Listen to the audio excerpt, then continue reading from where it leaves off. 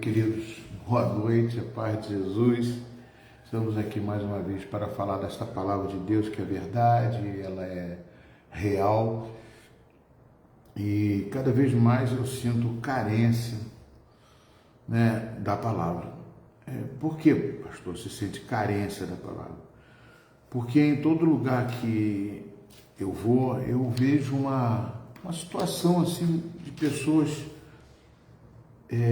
desprezando aquilo que Deus deixou de melhor para nós, entendeu? Desprezando o que eu digo, não dando valor àquilo que mais importa, que é a vida com Deus, a vida com o nosso Criador. Porque o nosso Criador, ele tem a preocupação de mandar o seu Filho para morrer no nosso lugar. E isso é uma coisa que não tem valor, não tem preço. Ou seja, foi o preço do Filho, preço de sangue, E o apóstolo Paulo, ele é uma referência muito grande, porque ele perseguiu a igreja de Cristo. E perseguiu de uma forma muito coerente. Coerente no sentido de que achava que ele estava defendendo Deus. Achava que Deus não gostava dos cristãos, porque os cristãos, eles tomaram um lugar muito importante dentro da fé do povo. E foi por isso que no Evangelho de João, capítulo 9, eu sempre gosto muito de citar esse texto, que é um texto que Jesus Cristo aqui, tanto aqui no Evangelho de João, que é uma vez eu estive conversando com uma pessoa que é um historiador, e ele não acreditava, ele era ateu, e nisso que ele sendo ateu, mas ele é uma pessoa coerente, uma pessoa boa, por isso que não se distingue de pessoa boa a fé, porque o plano de Deus que fez para a minha vida e para a sua vida, para que nós sejamos salvos, para que nós fujamos da ira vindoura, para que nós possamos entender o plano de Deus, não é uma pessoa ser boa ou ser má. O plano de Deus, ele não vê isso, porque nós não somos bons, nós somos egoístas, nós nos preocupamos com o nosso, nós temos a nossa justiça que achamos que é certa, que é uma coisa que começou lá no princípio, quando o homem achou que poderia comer de uma fruta que Deus falou que não. Não importa o que você pensa, mas é uma coisa que você vai comer de uma fruta, que Deus falou que não, o seu Criador falou que não pode comer, não existe sim. Não existe desculpas para você comer. É uma coisa fundamental para mim, para você, a paz de Jesus, José, que é uma coisa que nós temos que, não podemos deixar isso passar. É uma coisa que Deus criou um plano de salvação, porque o homem, ele não consegue sozinho ser bom. Ele puxa para o lado dele, ele puxa para o lado da família, ele é egoísta, e nós temos meus pensamentos, os teus pensamentos. Me diz que você não pensa coisa ruim. Isso veio da desobediência de Deus. Então, o homem resolveu fazer o que achava melhor. E como até hoje acha que faz melhor. Então, não é por ser bom ou por ser mal que você vai ser separado para Deus. É pelo plano que Deus traçou para você e para mim. Então é importante a gente entender isso, que o plano de Deus é perfeito. Nós temos que entender o plano do nosso Criador, aquele que me deu vida, aquele que soprou o meu espírito. Qual é o plano dele? E quando eu falo desse plano, eu vejo lá em Jó, capítulo 42, são 42 capítulos, que eu acho aquilo ali uma tese de teologia tremenda, porque foi em 42 capítulos, vamos dizer 42, mas os 39 capítulos dos amigos de Jó dizer que ele estava em pecado, que ele estava errado, e tentando convencer ele e Jó sofrendo, e amaldiçoou até o seu próprio dia. Amaldiçoou o seu próprio dia, meu Deus. Dá para entender isso daí? Mas como é que você vai entender isso? É uma briga, é uma lógica, é uma briga de lógicas. Né? A pessoa tentando convencer o outro do pecado. Quem convence o homem do pecado, convence o homem do pecado é o Espírito Santo. Não tem outro. E Jó, amados, ele tinha riqueza, tinha família, tinha tudo. Né? Ele era para ser salvo, mas ele se convence que Deus traz para ele a realidade. Quando chega ali no capítulo 38, ele começa a dizer: quem é você, Jó? Quem é você? Você consegue colocar as nuvens no seu lugar? Consegue? Quem é que para o mar ali na areia? Quem é que freia o mar? Você sabe como eu fiz isso tudo? Você sabe como é que eu dou filho? Como é que eu... só você olhando aqui no Jó capítulo 38, você vai ver e observar que é uma coisa muito... O Jó teria que se convencer daquilo. É uma coisa que a gente precisa entender o processo de Deus, o plano de Deus, que é o plano verdadeiro, o plano para a minha vida e para a sua vida. Né? Que é um plano que traz não uma coerência humana, mas traz a verdade de Deus, traz algo que traz para nós, né? Por exemplo, vamos ver o 39. Sabes tu, versículo 1, sabes tu o tempo em que as cabras monteses têm os seus filhos? Ou você cuida das corças quando dão as suas crias? Você pode contar os meses que cumprem? Ou sabes o tempo de seu parto? Elas encurvam-se para terem seus filhos e lançam de si as suas dores. Seus filhos se tornam robustos, crescem no campo aberto, saem e nunca mais tornam para elas. Quem despediu livre o jumento selvagem e quem soltou as prisões do asno veloz? Ao qual dei a ermo por casa e a terra salgada por moradas? Amados, Deus fala tanta coisa aqui, no capítulo 38, 39, né? Que ele bota no 38, por exemplo, versículo 34, pode levantar a tua voz até as nuvens, para que a abundância das águas te cubra? São tantas coisas que Deus pergunta, é o Criador. Ninguém pode ser como ele. E com certeza Jó, ele cai em si. Ele se descobre, ele vê que, né? Diz mais o Senhor: acaso quem usa de censuras contenderá com o Todo-Poderoso? Quem assim argui o Deus que responde? Aí Jó chega aqui no capítulo 42, que nós já conhecemos.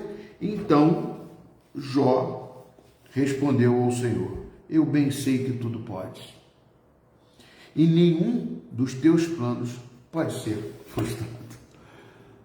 O plano de salvação de Deus é coerente, não é coerente, mas ele é real, é verdadeiro. Ele é um plano que faz diferença na minha e na sua vida, porque eu tenho que me basear naquele que me criou, que me deu o espírito de vida, né? E Jó continua, né? Quem é aquele, como disseste, que sem conhecimento encobre o conselho? Na verdade, eu falei daquilo que eu não entendia. Ele está dizendo assim: eu fiquei reclamando de tanta coisa, mas eu não sabia o que eu estava falando. Eu não posso nem pensar a besteira que eu estava fazendo. A gente passa por lutas, por dificuldades, por tantas coisas. Quem é aquele, como disseste, que sem conhecimento encobre o conselho? Na verdade, o que eu falei, eu não entendia. São coisas maravilhosas demais para mim, coisas que eu não conhecia. Jó é uma pessoa íntegra, sábio, bom, tinha tudo. Deus permitiu que tirasse tudo dele. Deus faz isso, mano. Ele permite que às vezes a gente fica. Para quê? Para a gente conhecer o nosso Criador. A teimosia nossa evita e impede que o Criador se manifeste em nós. E ele coloca aqui: coisas maravilhosas demais para mim, coisas que eu não conhecia. Escuta-me, pois, eu havia dito e eu falarei. Eu te perguntarei e tu me ensinarás. Eu te conhecia somente de ouvir, mas agora os meus olhos te veem. Por isso me abomino e me arrependo no pó e na cinza. São 40 capítulos de convencimento, de guerras teológicas. E ali a missão, eu não desfaço a missão daqueles amigos, não, tentando convencer Jó de alguma coisa que ele estava errado, tentando justificar, colocando coisas ali como se fossem pessoas sábias, que tentando de todas as formas. Não conseguem, mas não consegue. Não é a coerência que convence você do pecado, da justiça e do juízo. É só o Espírito de Deus e a palavra de Deus. É uma mistura da palavra e do verbo, que é Jesus. Jesus é a palavra. Jesus é a palavra, é o verbo vivo. O verbo que era Deus, o verbo era Deus. O verbo é Deus que se fez carne, né, e se manifestou entre nós para ser o caminho, a verdade e a vida, para que eu possa aceitá-lo e entregar a minha vida para Ele. A gente pode sofrer, pode, mas o teu Criador, Ele vai estar sempre ao seu lado. Ele vai pensar todas as coisas que estão dentro de você que não prestam, para você abrir os seus olhos. Como eu falei do apóstolo Paulo, o apóstolo Paulo ele tinha convicção de que estava correto seguindo os cristãos. Convicção. Mas Deus pensou ali, tirou ali a resistência da incredulidade. Eu acho muito bom, resistência da incredulidade.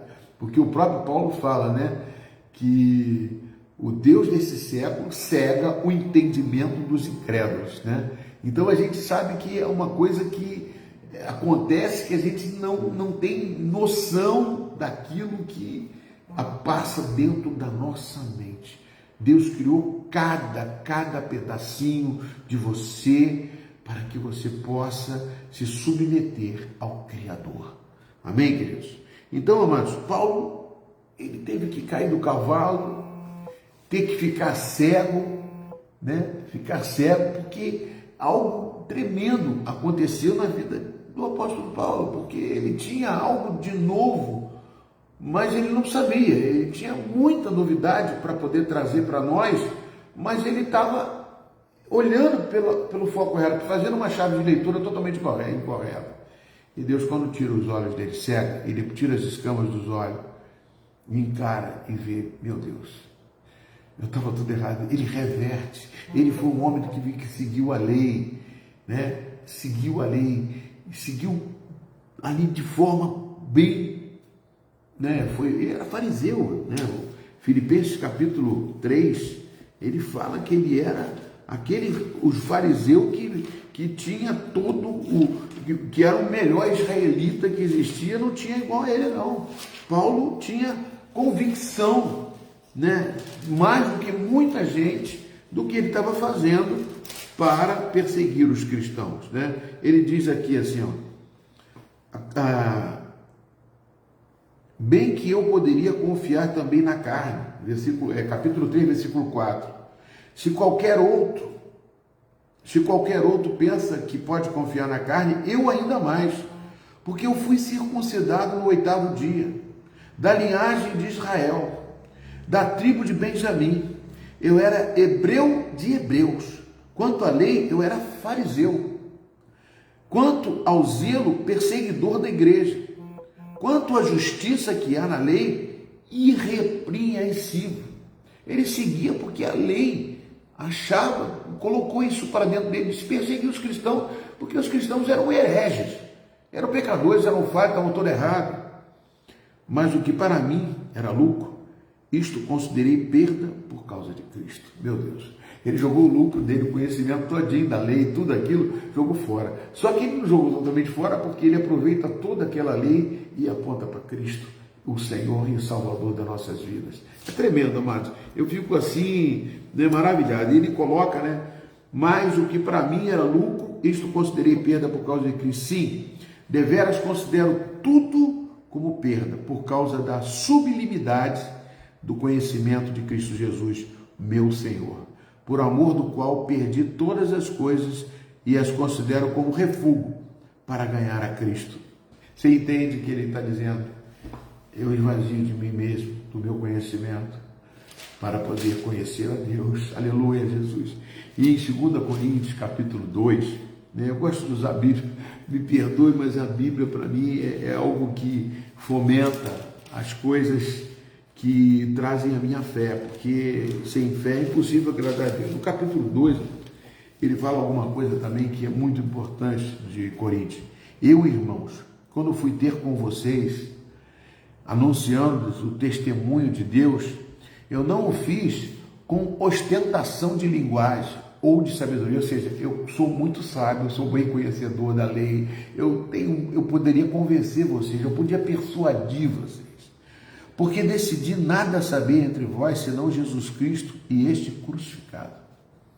Quando ele fala saber Jesus Cristo e este crucificado, porque tem um Jesus Cristo não crucificado e tem um Jesus Cristo crucificado, porque quando ele foi crucificado, ele morreu, ele enterrou o meu e o seu pecado. Ali crucificado respalda para a minha fé, a minha vontade de saber que Jesus ressuscitou dos mortos e deixou, e deu vida, e trouxe o Espírito dele para mim. E aí ele diz aqui no versículo 3 do capítulo 2 de Coríntios, e foi em fraqueza, temor e grande tremor que eu estive entre vós. A minha palavra e a minha pregação não consistiram em linguagem persuasiva de sabedoria. Quando a pessoa fala muito difícil para tentar convencer você de alguma coisa do Cristo vivo, eu não vou conseguir. Hoje teve um rapaz lá na igreja, eu passei lá, eu estava lá na igreja, ele passou e eu lembrei dele. Eu falei, eu lembro de você, é o Nélio. A esposa dele não me fugiu o nome agora, que é a mãe da Gisele, isso mesmo, a mãe da Gisele. Eu falei com o Nélio, conversei com ele, Nélio, não é o Nélio da Alva não, Maria Helena, o Nélio é um outro Nélio, não sei se você conheceu ele, mas ele chegou para mim, eu olhei para os olhos dele, falei, aonde você está? O que você está? E comecei a falar com ele, mas não tento convencer com palavras, eu falei só para ele, o que você colheu de tudo da sua vida? O que você está fazendo agora? Aonde você está indo? Tantas vezes eu bati na porta do teu coração falando esta palavra. Me dá as suas mãos, recebe algo que Deus tem para você. Então, amados, não é a linguagem persuasiva. A minha palavra e a minha pregação não consistiram em linguagem persuasiva de sabedoria, mas em demonstração do Espírito, com letra maiúscula, é Espírito e de poder, para que a vossa fé não se apoiasse em sabedoria humana, e sim no poder de Deus. Fala baixo, buscai o Senhor enquanto você pode achar, buscai a unção do Espírito Santo, entrega teu caminho, equinose, esvazia de si mesmo e ciência cada vez mais no poder da graça, não para dizer que você tem poder, que você pode, não, é para que você possa ser usado por aquele que quer te usar, pelo Criador, amados. Por isso que eu falo da valorização do Criador, valorização da palavra, valorização do Espírito Santo na sua vida. Valoriza aquilo que você recebeu de Cristo quando morreu. E eu vejo essas pessoas, quando comecei a minha palavra, que a desvalorização desse ato de Deus para mim e para você. E os planos de Deus não podem ser frustrados, não é pela bondade, não é pela, né? Antigamente eu fazia, minha mãe falava assim para mim, hoje você tem que fazer uma boa ação. Qual é a boa ação de hoje? Atravessa um cego a rua, vai dar alguma coisa para alguém comer, e como se Deus não está à venda, ele já foi vendido. Como, pastor? Ele foi vendido na cruz. O preço está ali. Vendido no sentido de que ele se doou por você.